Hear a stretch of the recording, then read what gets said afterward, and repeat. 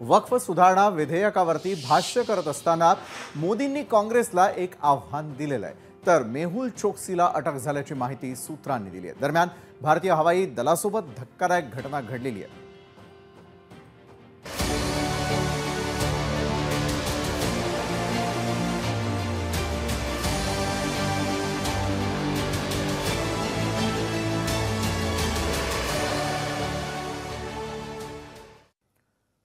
वक्फ सुधारणा कायद्यावरती अगदी पहिल्यांदाच पंतप्रधान मोदींनी भाष्य केलेलं आहे। वक्फच्या पवित्र भावनेचा सन्मानच होईल, तसंच मुस्लिमांना हक्क मिळेल आणि हक्काचंही रक्षण होईल, असंही मोदींनी म्हटलंय।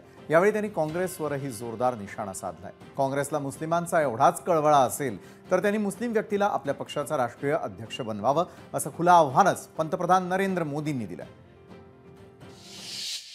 वोट बैंक को खुश करने के लिए इस कानून को ऐसा बना दिया कि बाबा साहब आंबेडकर के संविधान की ऐसी की तैसी संविधान से ऊपर कर दिया।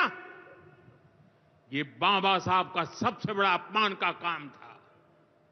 साथियों, ये कहते हैं कि उन्होंने मुसलमानों के हित में किया। मैं जरा ऐसे सभियों से पूछना चाहता हूं, अगर सच्चे अर्थ से आपके दिल में मुसलमानों के लिए थोड़ी भी हमदर्दी है, तो कांग्रेस पार्टी अपने पार्टी के अध्यक्ष मुसलमान को बनाए, क्यों नहीं बनाते भाई?